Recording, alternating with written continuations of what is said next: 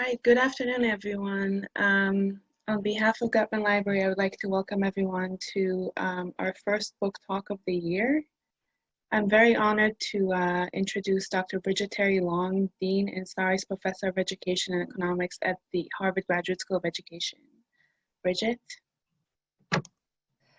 Thank you so much. Welcome, everyone. So wonderful to be able to join together this afternoon to discuss a really fantastic book. Before we get started, I want to say special thanks to Mayan Kurvashke, Communications and Administrative Assistant at the Gutman Library, and all of the Gutman Library staff for putting together a wonderful series of these book talks. But today we are going to discuss Common Sense Evidence, the Education Leader's Guide to Using Data and Research by Nora Gordon and Carrie Conaway. This accessible guide helps education leaders find and interpret data and research, and then put that knowledge into action. Understanding evidence, and importantly, what makes good evidence, is a foundational skill for all education professionals, whether you work inside or outside of schools, with our youngest learners or our oldest, both in the US and in other countries. In this book, the authors take readers through the process of determining whether evidence is relevant and convincing, explains how useful certain statistical concepts are, and they show how to quickly search for and scan research studies for the necessary information. Being a discerning consumer of information and using research and evidence are such key skills that at HGSE, we've been investing in a number of courses, and I'm so thankful that one of the authors, Carrie Conaway, is co-leading the development of a foundational course on the subject with Professor Jimmy Kim. So, and if you need any additional motivation to check out the book, here's a quote from the acknowledgement section on how the book got its title. It reads that Nora and Carrie, who have known each other for many years, have enjoyed discussing the mysterious shortage of common sense in education research, public policy, and academia. Here's hoping that their book and our conversation today will help to change and help us make progress to change that. I'm very happy to be joined by three panelists to discuss common sense evidence. First, we have Carrie Conaway. As I've noted, she's one of the book's authors, and she's a senior lecturer here at the Harvard Graduate School of Education. She's the immediate past president of the Association for Education Finance and Policy. And until June 2019, she was the Chief Strategy and Research Officer for the Massachusetts Department of Elementary and Secondary Education, and led the agency's Office of Planning and Research. Then we also have Sonia Centalises, who is the CEO of the Baltimore City Public Schools. She has spent close to 30 years focused on building high quality teaching and learning to help students excel. She has also served as Vice President for K-12 Policy and Practice at the Education Trust, served as an Assistant Superintendent for a network of 23 pilot schools in the Boston Public Schools, and spent 6 years as a Senior Associate with Focus on Results, where she coached superintendents and trained school leaders in 5 major urban districts. And then finally, we have Peggy Brookins. Peggy is the President and CEO of the National Board for Professional Teaching Standards. Her long career as an educator includes many national leadership positions, including being appointed by President Obama to be a member of the President's Advisory Commission on Educational Excellence for African Americans. She joined the National Board from the Engineering and Manufacturing Institute of Technology at Forest High School in Ocala, Florida, which she co-founded in 1994 and where she served as director and as a mathematics instructor. So please join me in welcoming the panel. We're going to get started now with some questions, but I want to encourage you to submit your questions through the Q&A tool in Zoom. And towards the end of the session, I look forward to asking the panel those questions that you submit. So to start, I'm going to start with Carrie, just to get us started. Why did you write this book with Nora? What issues were you trying to address?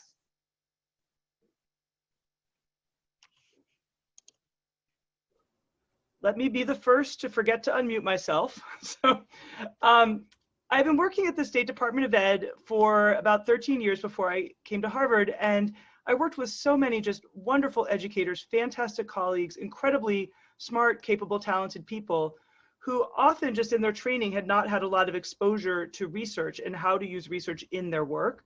And so a lot of what I did at the agency was really help people build those skills in using and interpreting data from studies. And Nora approached me towards the end of my time there and said she was thinking about writing a book about evidence. And I thought, oh gosh, this would be such a great opportunity to bring that real world practical knowledge and share it broader than just the State Department of Ed. And so as we worked on this, really the problem we're trying to solve is to demystify evidence. A lot of research evidence is really based on some fairly intuitive principles. And if people can grasp this basic intuition behind how research is designed, they can get a lot more out of it. So that's really the intent behind the book. Okay, that's great. Thank you so much, Carrie. Sonia, I want to go to you because obviously, evidence is really important, but what we often hear about is the research practice divide. So I'm wondering, in your experience as a district leader, do you see this as a major problem? Do we actually see evidence being used as we develop our practices and policies? No, it's a great question and an ongoing question. I think we do in many cases see a research practice divide, but I think there's many things that feed into that divide.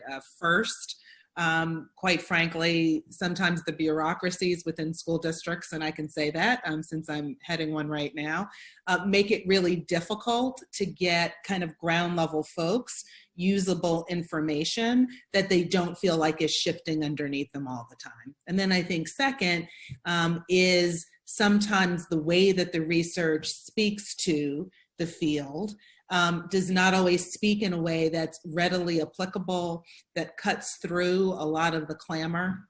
And I think one of the things that I actually appreciate, about the work that Carrie and Nora are featuring here is that you can see a real attempt to help bridge some of that communication gap, as well as, frankly, sifting through what is the actual research that does meet the needs of those of us who are actually charged with implementation at the district, school, and classroom level. Right. So certainly it seems both on the practice side, bureaucracy, but I'm also hearing some on the research side, how that research is presented. I think we will definitely explore some more about that this hour. But Peggy, I want to bring you into the conversation. Your organization is recognized as setting a high standard for what an effective teacher looks like. So how does research fit into the standards you set for teacher certification? So one of the things that's so important to us when we set standards, we have standards committees, and those members who are part of those standards committees are selected based on the breadth and the depth of their expertise of evidence that comes from any research that they've been involved in, and evidence that comes from practice as well. And the fact that, they would have both of those, bringing both of those together to be a part of our standards committee. We also conduct research that is in alignment. Every time we revise our standards, we are on a rolling revision of every 10 years. We open it up to the public so we can have access to more researchers out there who can bring their perspectives to the standards. And we have researchers who sit on our standards committees. We also have a large technical advisory group, which is made up of psychometricians from around the country. We have a certification council who really focuses on the standards creation and revision. And then we also have researchers that are part of our board of directors. And just being current on research is a major part of going through national board certification. That's great. Yes. I mean, given the such important role of teachers and how much, thoughtfulness has to go into what we need our teachers to do, it's wonderful how your organization is using research. I wonder though, for an individual teacher, given the standards that you're setting, what do we expect for an individual teacher to do or to use, how they should be using the evidence? I think this is amazing, and it hits right to the heart of what board certified teachers do and what you do going through the process of becoming board certified. So you're collecting evidence, you're using it, you're applying the evidence about what accomplished teachers do, and it is their responsibility to be an accomplished teacher, you have to have a positive impact on student learning. And you continually enhance your ability to collect evidence about that impact that you're having directly on students. You collect it from your colleagues, from families, from communities, anything that improves your ability to make choices about your teaching, about your professional learning, about advocacy for students. And all three of the performance-based portfolio assessments from National Board Certification require teachers to collect, analyze, and reflect on evidence that demonstrates that they've had a positive impact on student learning. Component 4 comes to mind is the effective and reflective practitioner. And here is where not only do you learn something about yourself, the evidence that you've collected, but you're learning about your student and how each of you grows, how you deliver to that particular student, the feedback that you've received from that particular student or groups of students, and how you change practice based on that. And it also focuses on your ability to understand data and to disaggregate that, to analyze that, to make decisions about problems of practice. Great, thank you so much.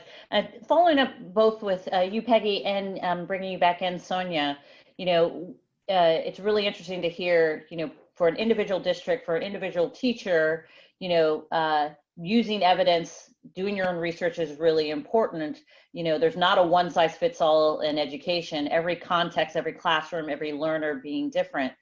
So a key thing that Nora and Carrie emphasize in their book is the importance of evidence that's relevant to the actual problems of practice that educators are facing. Is this something that you think is missing today? And, you know, how do we address this issue? Sonia or Peggy, whichever. Sure. So one of the things that I would say is I have found research to be most usable, most, you know, have its greatest impact when it's actually clear to me that those who are conducting the research or actually even supporting those of us who are practitioners in the research is actually knowing the work and taking the lead from the people who frankly are responsible for the final implementation. And when we see that, what we see, for example, is a greater attention to the population of students, the context of schools, the applicability of research across a variety of contexts. And I know some of my own conversations with folks have been in this area. That context actually does matter. And for those of us who are serving large populations of already underserved and under-resourced communities, it means that their presence in the actual data and the relevancy of what's impacting their world has to be first, not just what the juiciness of your research question is. And I think the merging of those two tends to lead to research that's more impactful. And I do think it makes a difference. I agree. And I think there's nothing more directly relevant to addressing actual problems of practice that every educator faces than the research and evidence they gather. The research they read, what they gather from their own classrooms, and we continually do research ourselves. And so we did a census, we surveyed about 1,400 MBCTs. We know that those 1,400 have either published books, they've written articles, they've written blogs, and it really focuses on what they're actually doing in classrooms. And those publications are highlighting, you know, their work, in particular cases that is focused on evidence. Many of them are working on doctorates at the time, so they're incorporating that in their dissertations as well. And we just collected some evidence based on COVID because we're doing a lot to try and help teachers currently. And we found that 75% are working more hours under COVID than they did before. 28% said that they report that their school districts provide adequate mental health for teachers. 24% said that their school district provides adequate professional learning supports. And I think the most important thing we found is that only 10% feel that their voice is being heard in the decisions that are currently being made under the current circumstances. So I think there's a lot to be done out there around listening to educators, particularly because of the problems they're currently facing and how we attack those problems as well. Okay, thank you, Peggy, and thank you for bringing up what's going on right now with the pandemic. Really underscores things are changing quickly. Certain needs are very, very important. So this issue of relevance, getting handed a study about times when things are perfect and we can all be face to face just isn't necessarily going to be as relevant now. Carrie, I wonder if I can bring you into this question of relevance. You've really straddled. You've spent a number of years being more on the practice and policy side, but now I'm so glad that I was able to convince you to come join us at Harvard. You've seen a little bit of the other side, and I have to say to tell the audience, I remember when you came during your job talk and you basically lectured all of us researchers that we needed to do and approach research in a different way. So what advice, because I imagine many in our audience are more coming from the research production side, what advice do you have to give in terms of making sure our research is relevant? Peggy and Sonia just gave it. Build relationships with people, right? And do work that's relevant to them. That's, to me, the most engaging way to get interested in research is to answer a question that a practitioner actually has. You never have to worry about whether they're going to read your paper or not. They're waiting for you. They're like excited that you're going to come back with an answer that's useful to them. And so, and really that's the research on research use also really supports this point that that's how research use happens, is through building relationships, understanding together and learning together. And for the researchers out there, I promise you your work will be better. I used to, at the state, when I was early on, I would feel like, oh, I don't want to bother the program staff with this. I'll kind of like get this project going and then I'll come back. It's a guarantee that the program staff aren't going to be interested because I would eventually come back with that paper and the program people would be like, oh, well, what did you do about this weird circumstance of the 1 year that one school really probably shouldn't have been in your analysis? Or what about this question that I never knew they had, or whatever? It actually makes the research better to work with practitioners, and it builds the practitioners' skills and makes them better consumers of research and better able to drive their own agenda. So to me, that's the big thing I learned, was how much human relationships matter in getting research used. Yes, human relationships and also partnerships. So let's talk a little bit more about research practice partnerships. This is one of the strategies that is in the book, identifying a way to have make sure research is used and relevant for districts. Sonia, I know that you have a research practice partnership, the Baltimore Education Research Consortium. I wonder if you could talk a bit about how you work with this consortium and what you've learned from that work. Sure, and it's funny hearing Carrie's description from both sides of, I guess, the fence or the yard or wherever we are these days. Whatever uncomfortable spot I'm in between those two, yes. Exactly, whatever spot. Well, and one of the things that I want to pick up, I think that's been very helpful in our relationship with Burke is an informed consumer position is actually better for the relationship. And so it's very different when, Burke would come and propose something and, some members of my team would be like, well, okay, I mean, I guess we could do that, versus the part of program design once we actually get to something that we care about. And I think Burke has gotten, frankly, increasingly stronger in asking us first, but not just in a one-time off, but what Carrie described as an ongoing relationship. So over the course of years, Burke has come to know what's most important to Baltimore City. They know what our key issues are. And so now when they're proposing a study, it's usually something they've heard us talk about, right? They've heard us talk about, challenges looking at, for example, a real example is pre-K attendance, which if you take it now to the current setting is in a whole different dimension. But they had been listening to us talk about this for quite some time. It was something that they provided a different research lens, I think, that helped.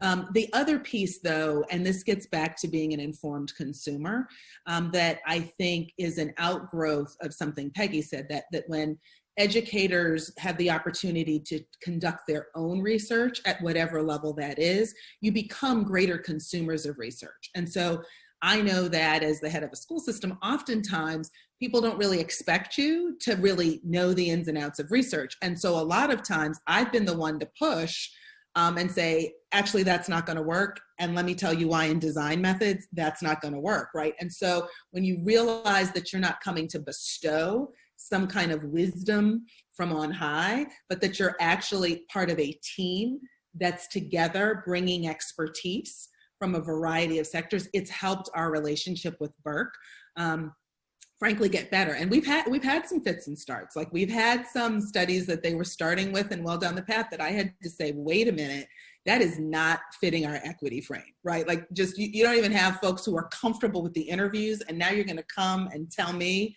this is what you found. We're gonna have to scrap this and start in a different place. And so it's that pull and push, again, when Carrie's talking about relationships, I think that has made us get better, and not being afraid to push on one another in a knowledgeable, not necessarily confrontational, but a knowledgeable way. Well, that's really wonderful to hear, especially the part about understanding research and design and pushing back on that. With a hint, Sonia is an alumna of the Harvard Graduate School of Education. So I know that you learned about rigorous research, and it's good to see that in practice. Continue to follow up on that, both for Sonia and for Peggy.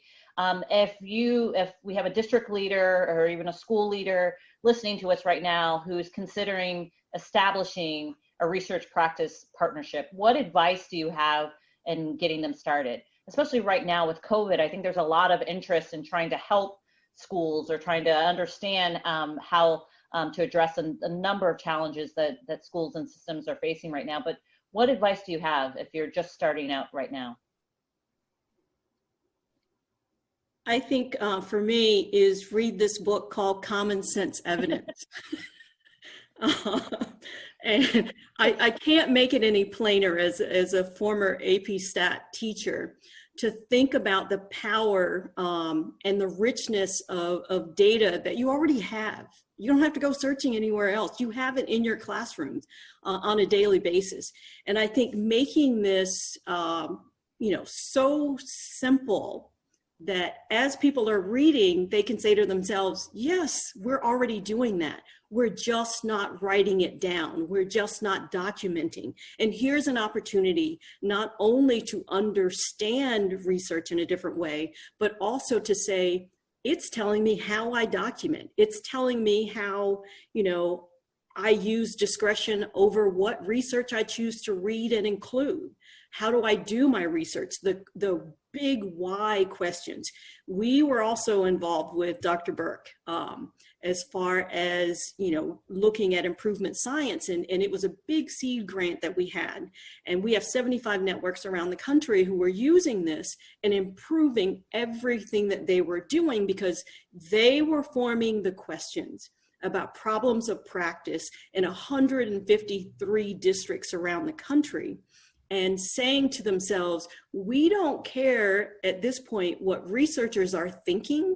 Here's what we need. These are the questions we are answering or need to answer in the ways that we ask them. And then to continually ask ourselves why, and to get to the bottom of, is my why completely answered when I finish, not what a researcher wants to know because they have something they need to write.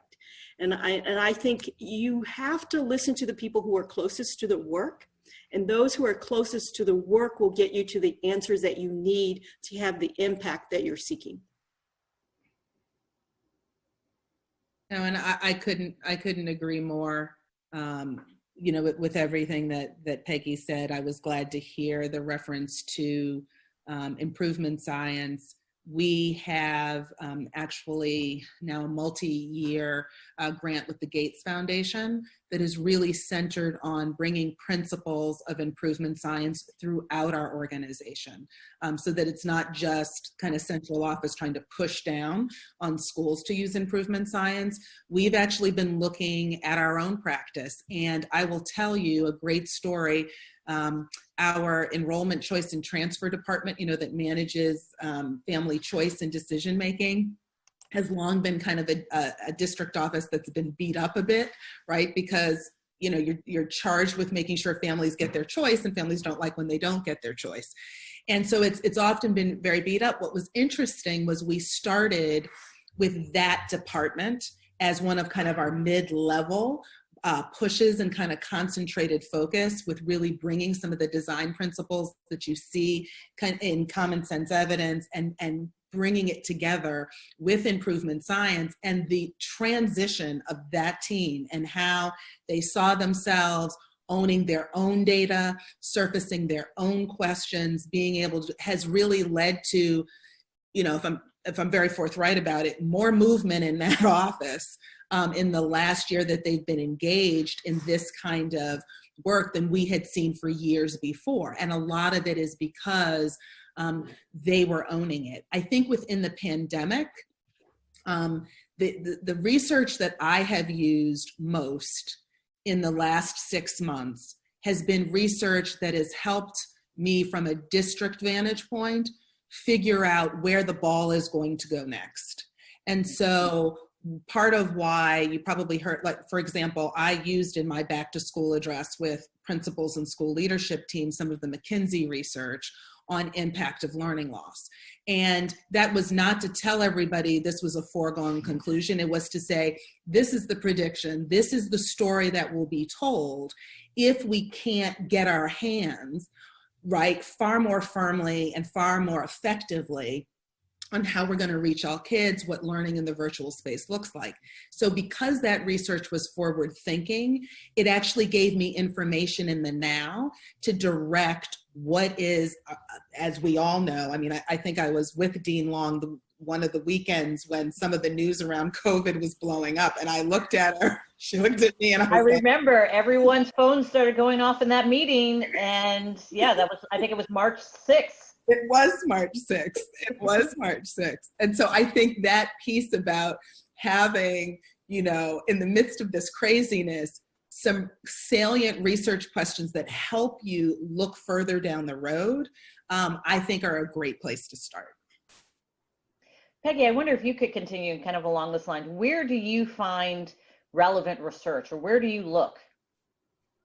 So mainly, I think about people like Linda Darling-Hammond, Mark Tucker, who were part of the forming of the National Board, and the research that they've done over the years, those partnerships that they've formed around research of what teachers should know and be able to do, having teachers focus on the quality of the research that they're reading, how to understand that research, which is what the book talked about as well. A lot of times people will read a summary and get upset, because they left this out. Yes, they did.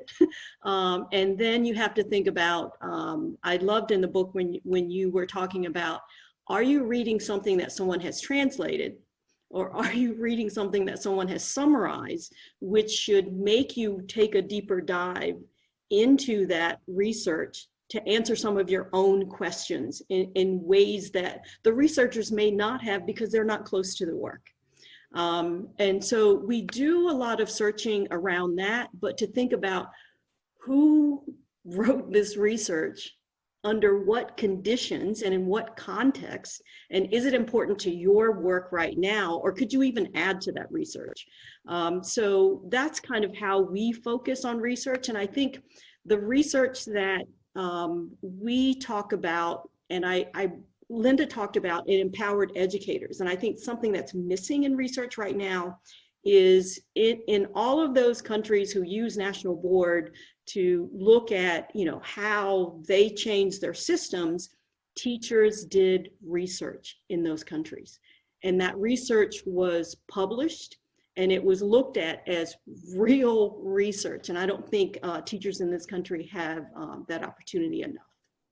All right. Well, Which is Peggy, weird when you think about it, because all research is a structured way of learning, and educators love learning. That's the business that they're in. So it's sort of mystifying to me that we even have to have a conversation about this. It should be professionals want to learn from their work. That's part of how it is. So it's fascinating.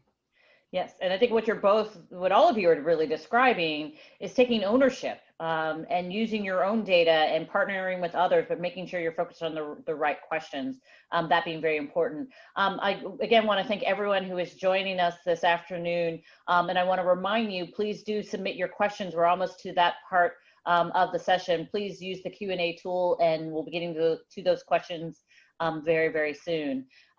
But I want to pose the next question to Carrie. So it's really great to hear from Peggy and from Sonia, and you're hearing it all over the country now, kind of more of a thirst for research and data, given all the challenges people are facing. But we know, and I think Sonia is probably going to nod her head vigorously to this, school leaders are incredibly busy. And we know, even in trying to work with many districts over the summer, as they were developing reopening plans, just so much coming at them at the same time. So you worry, if school leaders are so incredibly busy, and some would suggest maybe too busy to be combing through research studies, now things are even more heightened. Do you worry that we're never going to quite get to this ideal of research use? Or is this maybe a new opportunity when the importance of evidence is being recognized? I actually think educators are using way more evidence than they did 6 months ago, because we all have become epidemiology experts, right? We all are paying a lot of attention to data about COVID. And Nora and I advocate in the book for a broader definition of evidence. A lot of times in like evidence-based policy or the law, it's a very narrow like impact evaluation type evidence. But we think there's a huge range of types of data that can really be useful. And every superintendent I know is paying attention to local case rates of COVID right now, which I would argue is a very important piece of evidence for them to be using. So hopefully they're building the muscle a little bit. But I also think the really smart strategic superintendents I know, which are many of them, are using this, don't let a crisis, don't miss the opportunity in the crisis, right? Like they're testing stuff out that they want to be potentially implementing down the line. This is a great opportunity to think about, like, all right, let's get a little baseline data. Let's think about what do we need to collect any new data we wouldn't otherwise have to be able to get a sense of whether that worked or not. And then you can evaluate it and have much better evidence than just sort of saying, it seemed like it worked well, my teachers liked it, which is great, but be better if you had, and X% of students had, this stronger outcome. So I actually think if you use the crisis as an opportunity, this is a great moment to be building research use into your district routines and practices. Yes. So I wonder, going back to Peggy and Sonia, just building from that, this is a period of time when we're learning a lot of lessons, both about what's working well and what's not. How do we make sure we're capturing that knowledge, a lot of which is, inside classrooms? How do we make sure that our educators are doing their own research, but then also sharing it? I think one of the things that we have done, and at the start of COVID, we listened to teachers constantly. We're by teachers for teachers, but we kept hearing what wasn't available to them, what they didn't understand, skills they didn't have. So we started a webinar series, and we called it a Core Connections webinar series, Teachers for Teachers. And I think over the last 6 months, had 60 webinars, over 200,000 participants on those webinars. And can you imagine the sharing of best practices that occurred over that time? It is on our website. All the recordings are there. Anyone can go there. The materials that were submitted by board certified teachers are sitting there free for use for anyone. The 5 core propositions sit there. The architecture of accomplished teaching sits there. And these were all things that teachers were missing. And like, how do I do this? How do I handle this particular situation? And every webinar was done based on the chat box. which was thousands of pages, but we synthesized that, and every week the new webinar focused on a problem of practice that teachers wanted to see. That's fantastic. I hope that I definitely am going to go back to the website, but I hope that you're sharing that broadly. Really valuable information. For you, Sonia, I'm wondering what are you learning? How are you capturing those lessons and hoping to take them forward? No, and it's been a question we've been pushing one another on. And actually, I had a meeting yesterday with our Teacher Advisory Council. I'm meeting with them weekly now, just so that I'm getting on the ground information, perceptions for them. And one simple way that often eludes educators, because we're so in the mix, is actually just stopping to document, right? So this piece of how do you document conversations and meetings, and we've committed some staff time to doing that, which sometimes is all that it takes, right? Because you're not sure which data sometimes you should be collecting or where this strand's going to go. In other cases, what we have really tried to do is use this opportunity, very much I think connected or in the same vein as what Peggy was referencing, that we knew all along, but became kind of truth that hit us square in the face during this pandemic, is that teachers learn best oftentimes from teachers. And so what we found was that going from literally a handful of Google Classrooms on March 2nd to 10,000 Google Classrooms 2 weeks later was literally because teachers taught other teachers. So one of the things we have been really looking, and I was glad that Carrie now has given me further permission to experiment during this time, because we were doing it. So I'm now just going to reference her when anybody asks why we're doing that. But we actually have been looking very seriously for an example of what does it look like to maximize high quality teacher practice across multiple classrooms. And the virtual space has given us room to do that. And so, there's all this talk about different teacher roles in our contract. Well, we now have kind of a living experiment happening right now, or study, where, do we actually get a different set of results? And some of our early things are saying so that if we take our strongest 5th grade math teacher out of just one classroom and expand her reach to 30 classrooms and then shift additional teacher roles into more supportive roles, actually we're getting more lift out of that in a pandemic than we were with those 30 students, all with their individual teachers, because of this notion, because of this idea that we hold dear, that everybody needs their own little individual teacher. And what we're seeing in some of our 5th grade math achievement is that that's not true. Well, I had a funder ask me exactly the question you did. Are you writing all of this down?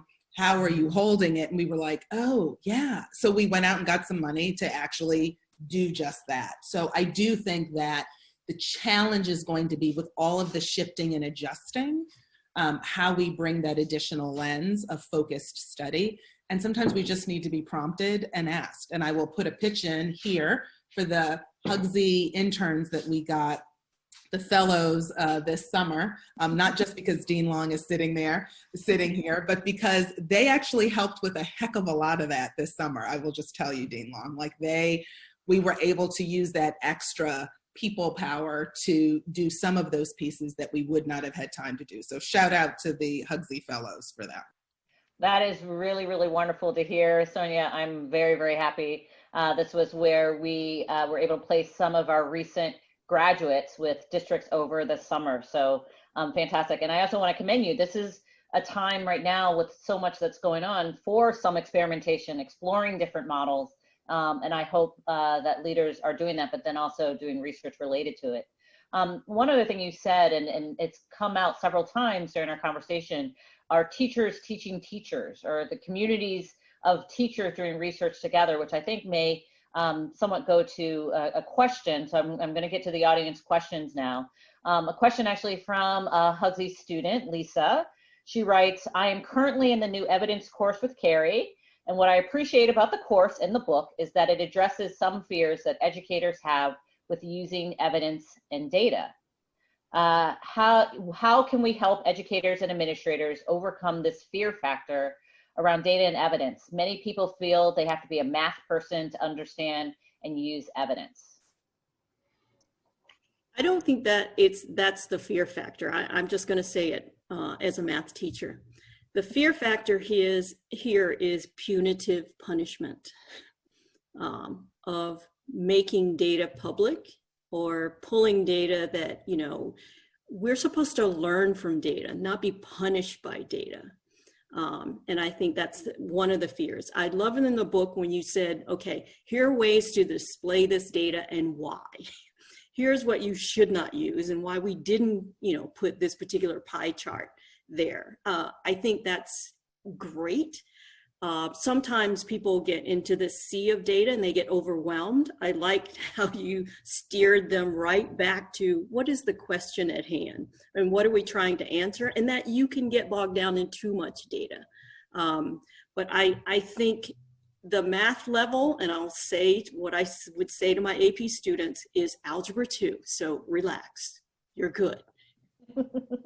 It might even be less than that. It might even be Algebra 1. Like, it's not, mostly it's pretty intuitive, but if you've never been exposed to it, it could be scary, right? And it could feel intimidating. It's actually not hard if it's clearly explained, you know? I've often said, having taught a lot of statistics classes, everyone should have to take their first statistics class twice, because I feel like there's something about that second time through, like, oh, and it's a subject that's often not taught well, and I think that further fuels people's anxiety about it, but it can be taught really well, like we do at HGSE. So, well, I think, again, to the title of the book, Common Sense Evidence, common sense, a lot of this is just intuition, storytelling, and just, you know, being clear. But in a more supportive environment, certainly with more growth mindset, I think that you can address a lot of this. It's really conversation about what are we learning, and we don't have to make it scary with big words and numbers and symbols and so forth. But I think this goes to another question we received from Lauren. And Peggy, you kind of alluded to this. You know, evidence is used by lots of different people in lots of different ways. Not always just for improvement science, sometimes for accountability. So Lauren asks, can you address the idea of what evidence research or data means for different audiences? You know, whether we're talking about teachers, school leaders, district leaders, policymakers, program staff in the central office, a state office. You know, how do we serve all those different stakeholders, different audiences who might be looking for different things? Carrie, that might be for you. Big overview. Yeah. Well, you know, what I appreciate about that question is the important attention to context that I think really is, again, what makes research relevant to people, is it being about your context or something related to it. So the intuition's absolutely right there, that like the type of information that you need at a policy level is very different than what you need for a classroom.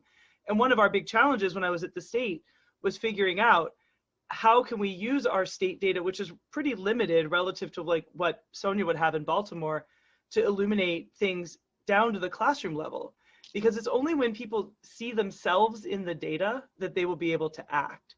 And so like at the state, one example of the way we handled this was we would often commission like a general policy brief on a topic about, let's say, for example, how teachers, like our newer teachers often are allocated to kids who come with greater disadvantages. So you're more likely to have a brand new teacher if you're a kid living in poverty or things like that. So, all right, that's good to know generally in the state. Is that true? Yes, that is true. What's way more helpful for an educator is, in my school, is that true? And how do I look compared to other districts or schools that I view as similar or relevant to me? So being able to disaggregate like that and get down to those specific examples just creates a different conversation than you can have if all you have is general data. Yeah. Just to give Peggy and Sonia a chance if they want to jump in. I think for me, it was mainly about data at the classroom level for that individual teacher and those students who were important to that teacher. And then for a discipline level, we would look at it that way, and to see, you know, how are we progressing as a math department, as an English department. And then for the district level, how are we comparing to everybody in the district who is similar to us in size and student makeup? And then at the state level, how are we looking at ourselves in relationship to the entire state, but still drilling down to our current population and how it compares at the state level or even at the national level? And I think the information that teachers need should really focus on the students in front of them. And then the information that you would lead at the district level would say, am I trying to make sure everybody is doing the same thing, or everybody is solving the problem of practice for their particular school? Right. Yeah, I think I would even add, if I can interject, for those in the audience who are more on the production side of research and particular students, I was really lucky in my early years as a faculty member that I spent a lot of time going to various conferences and meetings and just being a fly in the wall and listening, because, the state policy folks want something that's very, very different than the nonprofit folks, than the foundations, and really kind of sorting through, different stakeholders, different audiences are looking for different kinds of information and how it impacts their work. And so I think you really do have to think carefully when you're producing a report or a project or even a pie chart of, what are you trying to inform, who your audience, what kind of information do they need to take action? So yes, it can get complicated pretty quickly. Carrie, did you want to jump in again? Yeah, I was just thinking about this issue of knowing your audience. This classic advice given to writers or whatever. That's not actually very helpful on its own, because if you say know your audience, the person will say back to you, it's a nonprofit or it's a classroom teacher. But what you really want to get is a level deeper than that. What do they already know that you can build from? What don't they know that they should know? What do they know that's wrong and you need to disconnect? And really think carefully through that, because that totally should shape how you share whatever you're sharing. Absolutely. And if all you think about is like, oh, this is general audience, you're not going to have a very useful conversation. And that's sometimes being the fly on the wall to understand what really sways them. And my mom being a teacher, she's a tough audience, so that's where I would go when I was checking something I was going to present to teachers. But let's go back to the questions. So there are a couple of questions that acknowledge the fact that a big component of research within districts is compliance.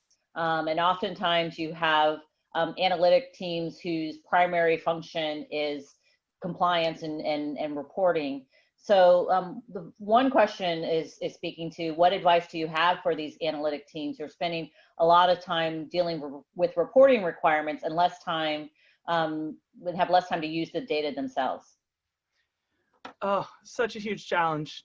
I mean, this is, when I came to the state, the reason they created the position was they realized that we have many, many, many capable analysts at the agency who did not have time to take on external research. So one strategy is to, if possible, to create a position or part of a position whose job that is, where there's dedicated time carved out.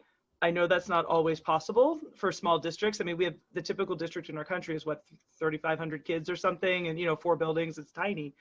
But what everyone can do is be engaged in learning from your work and asking, how do I know?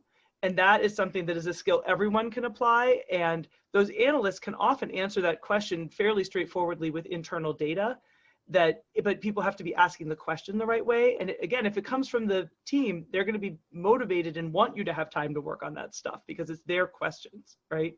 So those are 2 ways, at least to me, but I'd love to hear from Peggy and Sonia if you guys have found other strategies that work for you all.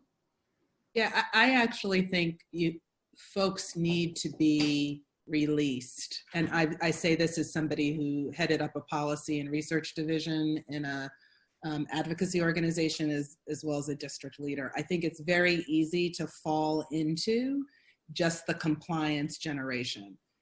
I think that there's ways of organizing work that actually allow you to do the analysis as you are still fulfilling the compliance requirements. And I think and this is just me, I think sometimes that's a knee-jerk reaction to say, I'm so consumed with X and Y. I mean, I've had to sit down with my own team and say, okay, I know you have to get this in for state compliance requirements. However, there's another series of questions you could be asking while you're doing that same analysis that let's prioritize within them. So that's one thing I would say. And I do think that having worked at Ed Trust, one of the things I learned is that you actually can communicate lots of data across audiences. And I know this links to the previous conversation. I actually don't think it's just having to cater everything. And I need to give a shout out to Ben Mosley, who's a principal at Glenmount Elementary School, who is also here. So I promised I would do that live. He is part of one of the policy programs here, so I wanted to shout out. But part of what that triggered for me is what Principal Mosley would be able to tell you is we use other research reports with principals. I don't spoon feed everything for people, right? Like you have to get used to looking at research that yes is about your everyday, but also put your everyday in the context of other people doing the work. And particularly when you're dealing with equity issues, when it's so easy to say that my context defines what I am able to do. So I do think we need to balance the absolute press for context, and that's so important, as I said earlier, but I also think we need to be honest that there are some things we defer to context and it's actually not context. So when I show a teacher in my district what they're doing in Detroit with the same reading achievement, then some of the excuses of how hard my life is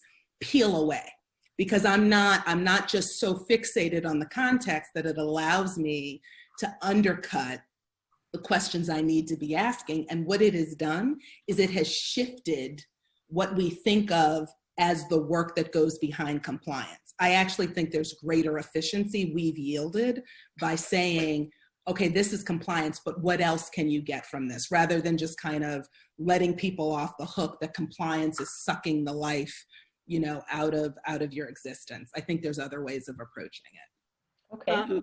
I totally agree. And one of the things coming from an engineering school is that I used to say to my students all the time, I'm not asking you to see what no one else sees. I'm asking you to see what everyone sees, but differently.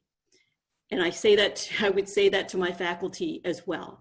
We are 180 degrees away from compliance, because with engineers, if you're just compliant, people die. You have to dig much, much deeper than what's on the surface.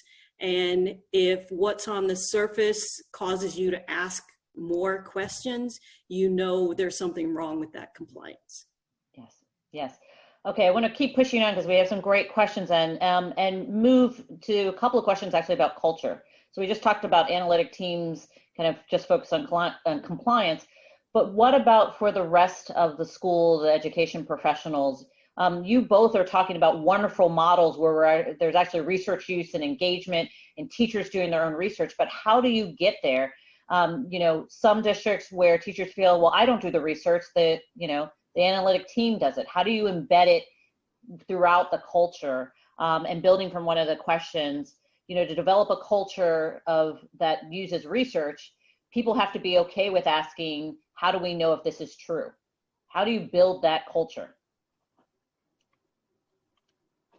That's a great question. And I can't see who asked it, but whoever did, it's a great question. And it's clearly someone. NC, great question. Yes, good question, NC. Well, it's clearly somebody who knows schools, right? Like because there is this reality of being able to push. I think some of it is giving people room. I've had to be very aware as a leader that if I'm always like swatting away questions, then people are going to be less likely to ask them. And so I do think it's being very direct about these are the behaviors that we are trying to make part of how we do the work. And oftentimes those can only come about with, frankly, looking at what we reward, at least from a systems leadership perspective. If we're only rewarding people who get things perfect, then you're not going to get people who are going to say, actually, I don't really know the answer to that question yet. And actually, I need to dig a little deeper. And we had some of that with our approach to reading instruction. Like, people were doing things that frankly were not backed up by science. And those were some hard questions, hard conversations to have with people. And so you've got to give enough learning space to the point where we actually had to build it into a protocol that this is the permission to learn space. And as Peggy referenced earlier, not everything being a quick kind of slap down, you didn't do this or that.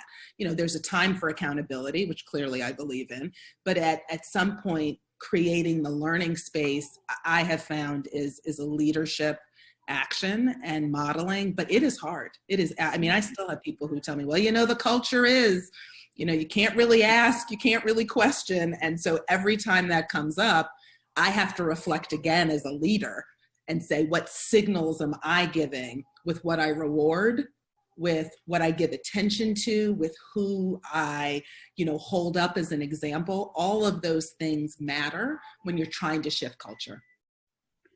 And I definitely have to agree. I think a lot of the things as an MBCT leading a school and having people go through the process itself, they understood through the 5 core propositions how important culture was.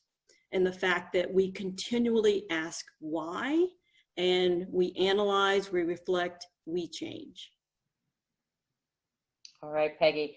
Carrie, do you want to have a last word on this question as we're getting close to the end of the session?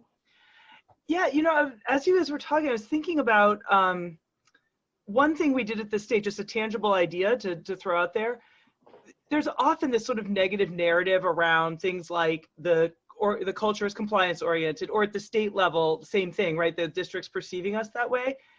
And one thing that we did that really helped was we collected some data. We used some evidence. So we actually did, every so often we would do a superintendent or principal survey, and we would ask questions like, on a scale from 1 to 10, do you think we're all compliance or all assistance or where in between? And do you think we're setting a clear vision? And huge improvements over the course of like 8 or 10 years on those measures. But if we didn't have that data and all you heard was the narrative, you would have had no idea that anything changed. So that, I think, just to throw it as a tangible strategy to help with these cultural issues, there often you are seeing change, but all you're hearing is squeaky wheels if you don't have data. Okay. So with that, unfortunately, looking at the time, we're going to have to end, but I want to say special thanks to Sonia and Peggy for joining us. And Carrie, congratulations with Nora Gordon on the book, Common Sense Evidence. I want to remind you that the book is available from Amazon or directly from the Harvard Education Publishing Group. And in fact, participants on this webinar get a 40% discount. So thank you again, everyone, for joining us during this fantastic session, and I hope you have a wonderful afternoon. Thank you, everyone.